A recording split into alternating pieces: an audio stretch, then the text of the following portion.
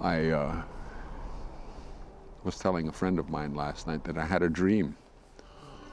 And in this dream there was a lot of old gentlemen, old ho-chunks. And they were all speaking, and it became this one old gentleman's time to tell a story. You know, I learned this story from my grandfather, and the way that my grandfather tells the story is the way that I tell it. But this guy was older, much older. And he started telling the story, and I could follow it. But he used words that I haven't heard. I've never heard. I inferred the meaning from the way he used it in the story. And I went and talked to my brother about it, my brothers. And we sat there and we talked about those words. It didn't ring a bell with any of us, you know, so I went back to the story and I told the story, and then I used that word. You know, and I go back and I'd say, okay, and this is where he used this word, and I'd use that word again, and we said that, you know, your inference is probably correct, what you think that it means. I think that's what it means too, but I don't know what it means. I've never, you know. It was a good dream.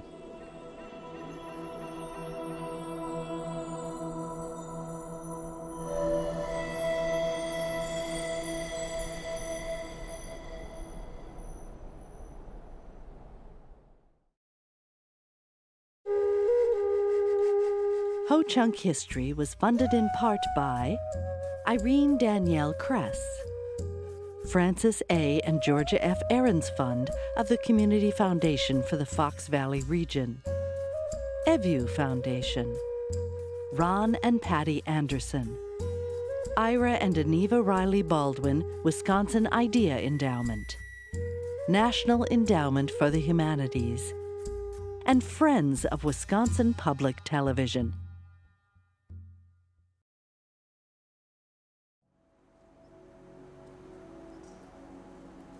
Ege hichakaro ni na ni karagit. Hira peres shanak shan e mahi hin gairida. Ege ho-chungi jawa onak shan. Ege choke hara wank inikige he guided. Ege he anshara mashtamani he guided. Ho-chungi wa winek. Ege warin peres ji. Wajan hin guided shunot. You know me well. My name is Andy Thundercloud. I'm a member of the Ho-Chunk tribe. My grandfather told me that we were always great people. He said that we were always respected by the tribes that surrounded us. And he said some of that respect even ran to fear, you know, because we were supposedly a very fierce, proud people, you know, that protected what we considered to be ours. The land that we considered to be home ran from, I guess, North Michigan, the Northern Peninsula, as far as Chicago, you know, because Chicago has a Ho-Chunk name, and then from there it ran to the west, the Mississippi, and then from there we back up north again. What we considered to be our land, you know, that we were given the responsibility of, what should I say, maintaining it. You know, as it should be, and that was, you know, created for us. The creatures that we saw here, that we had here, were created for us. You know, as well as, you know, these trees, this grass, the water, everything was created for us, and they're all considered to be sacred by us. And we do our best to maintain that the relationship that we have with them. When we are going to use a tree for whatever purpose, we offer tobacco and a prayer, you know, that we're going to, you know, be taking this tree and we're going to be using it, you know, for a certain purpose. Same is true if we were going out to gather medicine. You know, I was sitting here looking around earlier, and I was kind of going, you know, I wonder what kind of medicine is around here. You know, my grandfather used to take me out to gather medicines, and he would tell me, well, this medicine is used for this, and this medicine is used for that, and you can use it for this, and do it for that. And that he said that each time that we harvested some of that, you know, that we offered tobacco that we were going to be using this for a purpose, to make our people stronger, make our people well. But from what I gather from our history, grandfather said that we were traveling people. We've traveled throughout the continental United States. There have been stories of, I guess these are recent stories that, recent is, if you take a look at it, consider colonial times, back in the 1700s as being recent. There were stories of groups of our individuals that would travel east. It took them a long time to get to their destination, and the destination didn't have a Ho-Chunk name, so it was referred to as Boston. They went there to trade. They took their objects that they were going to trade, and they traded for knives and metal objects, and once they traded, then they started their journey back. And from what I understand, that journey would often take 2 years, a year to get there and a year to get back. But I think the thing I distinctly remember my grandfather telling me is that, to the west of us is the great river, the Mississippi. And at one time there was a large number of us that went down the Mississippi and came to where the Missouri River and the Mississippi River come together. I guess that would be the area of St. Louis. And we settled there. For whatever reason, there was some younger members of the tribe that became disgruntled, and they moved off to the west. And a little bit south of there were others that became disgruntled and went up the Missouri River, settled in there, and some of them even went further up the Missouri River and settled up in the Dakota area. I've been told that many of the tribes that currently exist in Iowa, Nebraska, South Dakota, North Dakota, even Oklahoma, are all originally Ho-Chunks. In fact, he told me a story. Sometimes during the 1800s, there was a large gathering of Indians in Omaha. I think there was the Ponkas, the Otos, the Missouris, the Iowa, the Omahas, and some Sioux. There was a gentleman that came from the east, and this anthropologist asked these other tribes, where you reside now, have you always resided there, or did you come from somewhere else? And each of them says, no, we came from Mokashuch. Mokashuch translates to Red Bank, the Green Bay area. I guess I could say our Garden of Eden, because that's where we were created. So the Winnebago Ho-Chunk people, we were known as Winnebago at one time. I don't remember what tribe gave us that name, but it was anglicized to Winnebago. To us, we've always been Ho-Chunk. Winnebago is a foreign name to me. I grew up with my grandfather. My grandfather raised me until I went to school. And during that time, I never spoke English. In fact, I distinctly remember the first time I saw a white person. I must have been 4 years old. And this white person came to the house asking for my grandfather. And I remember being a little bit astounded because he was a little white guy. Just a little fringe of hair around here, but he spoke Ho-Chunk, and that confused me. So after he left, I asked Grandpa, I said, Grandpa, who is that man? What family does he come from? What clan does he belong to? And Grandpa just laughed. He just laughed, and he thought it was funny. And he told me that they belonged to a race that we call migrated, big knives. And that there were a lot of them in the world. And the world, as we knew it, was pretty much governed by what they did. And he said that I'd have to get used to it. He said, because you're going to run into them in your lifetime. A couple years later, when I started school, I found out what he was talking about. I started school, I wasn't able to speak any English at all. And I think that I did well because I never was held up in any grades. Graduated 8th grade on time, graduated high school on time. I wish I could say the same thing about college, but I can't say that. But I did finally finish. And I'm a member of the Thunder Clan, and that's where our chiefs come from. And my grandfather always told me to conduct myself, as such. He told me that we were the chiefs, he said, but never to say that, never to come right out and use that as a way of being authoritative. He said that I don't do that because the way of the chief is hard. He said it's a very difficult life. And he said that I'm not capable of doing that. So therefore, I don't call myself chief. We are divided into 12 clans. There are 8 clans that belong here on Earth, and there's 4 clans that belong up above. And in the past, each clan had a certain responsibility within the tribe to ensure that everything went well. They each had a certain area, that they lived in. They took their responsibilities to heart, and they did them well. You can take a look at it as each being different departments, maybe the Department of Transportation, the Department of Commerce, Department of Agriculture, and those kind of things. But that's the way the tribe was. Our modern government is more structured after, what everyone does. We've got a president, we've got a legislature, so we've got the executive branch, we've got the judicial branch, we've got the legislative branch.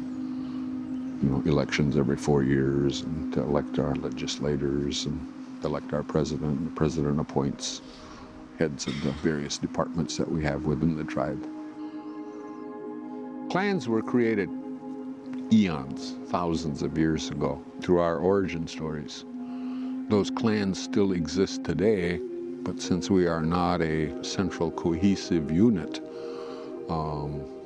until we come together for ceremonies, then those clan responsibilities kick in. Like I said, we of the Thunder Clan were the chiefs. It was our responsibility to see to the well-being of our people. If somebody came to us and said, I don't have a home, we'd immediately abandon what we were living in and said, here's your new home. Or if somebody come to us and said, we haven't been able to procure any food, and that's all we had to do, is then we'd give them food and sustenance and whatever. And I think that's what grandfather was talking about when he said it was difficult. It's like in modern day times, if you were to come up to me and said, Andy, I don't have a car. And if I was a true chief, I'd reach in my pocket and say, here's your car. I'm a Thunder Clan because my father was a Thunder Clan. We follow our father's lineage. Although our mother's lineage plays a lot into it too. I've tried to explain our relationships, and I said it's simple. My father, all my father's brothers are my fathers. Hence, all their children are my brothers and sisters. Okay, all my mother's sisters are my mothers. Hence, all their children are my brothers and sisters. Now, my mother's brothers are my uncles, and my father's sisters are my aunts. I have a nephew now that's, this is funny, okay. His father is my uncle, but his mother is my sister. Okay, so on his mother's side, I'm his uncle, but on his father's side, he's my uncle, so we're nephews to one another. And that's the way we address one another. It's a unique relationship. My grandfather always said that, I should be proud of who I am and where I've come from. And he often told me stories about the Ho-Chunk people. He's told me stories about how large our tribe was at one time, without even giving me any numbers. But I'm assuming that we ran into the tens of thousands. I don't know. He told me that we were created here. I don't care, what anthropologists have said. I firmly believe that, this is where we were created, and this is where we live. This is where we have lived. This is where we will continue to live as time goes on.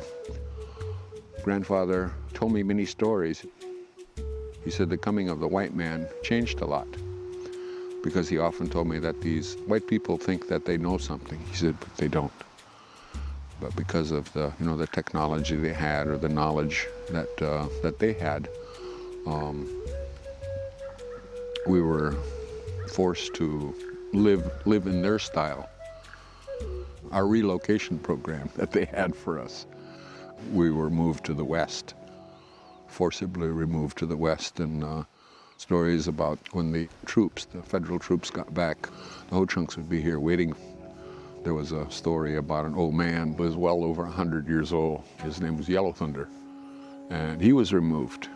And by the time the troops came back, he was sitting there waiting for them, and whatever. And those stories go on. I don't know how many times believe we were moved to Minnesota, northern Minnesota, then southern Minnesota. And then from there we were moved to Crow Creek area in South Dakota. They didn't like it. It wasn't our home, and they grew very disgruntled, and some of them went down the Missouri River and settled among the Omahas, and sometimes in the past we acquired half of their reservation. So therefore we have a reservation in Nebraska. Here in the state of Wisconsin, we don't have a reservation. We do have land that belongs to the Ho-Chunk, and I don't know what that amount of land is. There are certain members, that are just bound and determined that, that we need to get that land and whatever. And they've asked me what I thought. I'm a member of the Elder Council, which is made up of elders from each of the clans, like we were set up at one time. And people come to us for advice. And I told them, all of this is sacred. That's what I've learned. I have no say-so about what happens here on the ground. That's Bear Clan responsibility. My responsibility is higher than that. They always call me one of those uppity Thunder Clan people. And it's jokingly referred to, but I'd like to think that we're apolitical, but we're not. Because we have a lot of authority, just because of being an elder.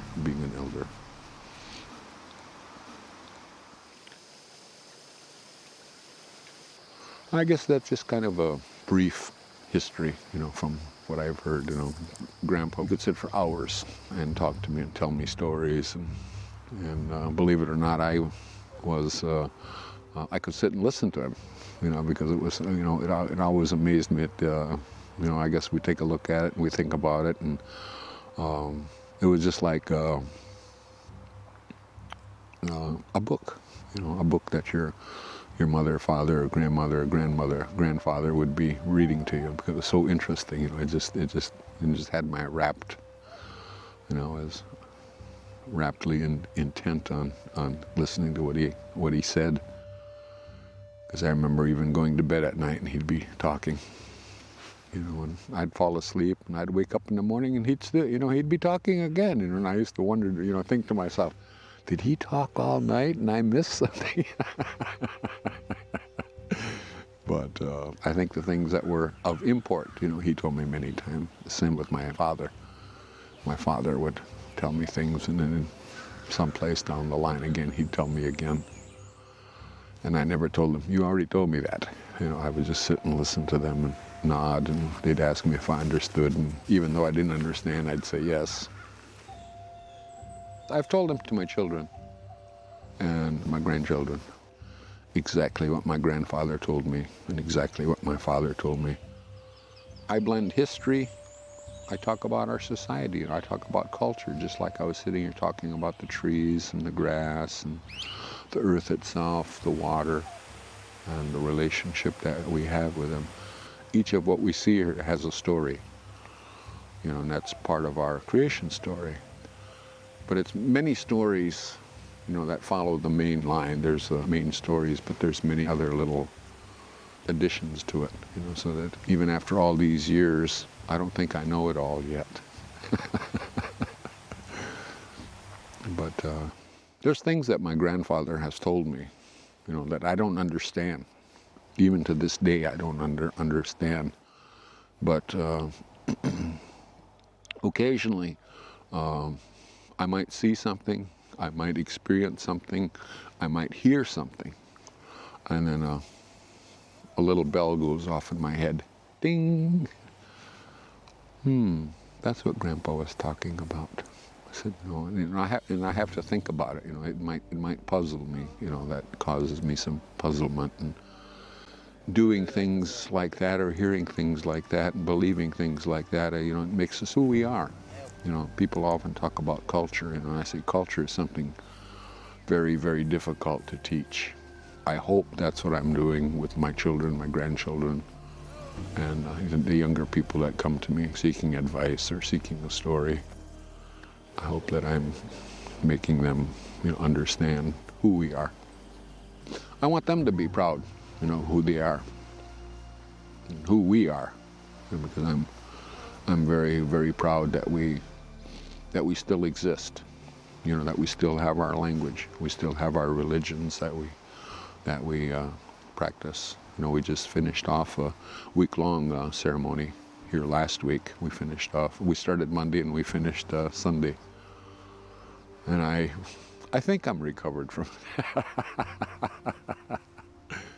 Our ceremonies are, they're religious. Just like any religion that we have is supposed to carry over into everyday things. And that's the way our ceremonies are. The ceremony that we just finished is we initiated a new member into our medicine lodge.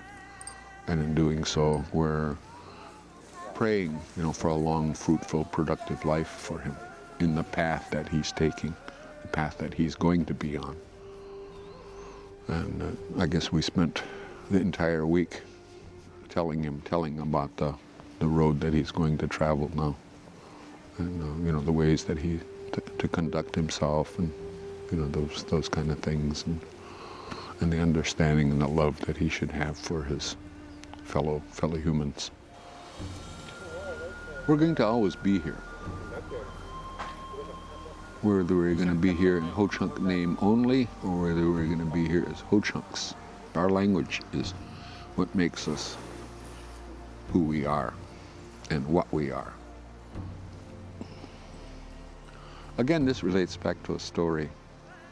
My grandfather said that we were given this language by Ma'una, God, and as such that it's sacred. Our language to us is sacred. That we should treat it that way, and that we should use it that way. And then he said that one of these days, this language is going to be gone. And when the language is gone, that's the end of the world.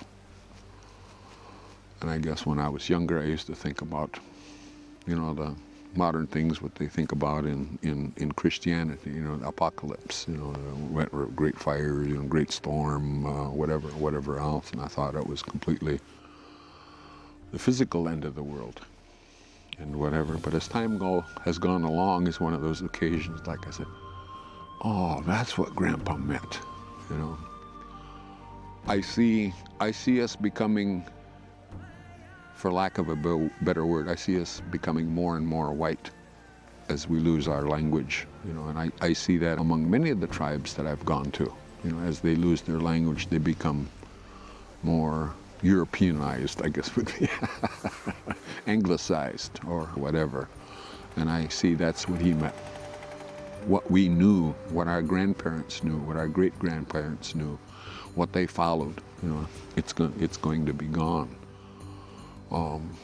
That's why language is important to me, and it's very, very important to me, because I don't want to see us lose the beautiful life, that we have, that I've known. I don't want to see that. I don't want to see my children lose that. I don't want to see my grandchildren lose that. My great-grandchildren lose that. I believe it's important, and I do my best to maintain our language. In July, I was giving the responsibility of taking a new apprentice and teaching him our language, and I think he's doing very well. I think that in a matter of time, he's going to be an excellent speaker.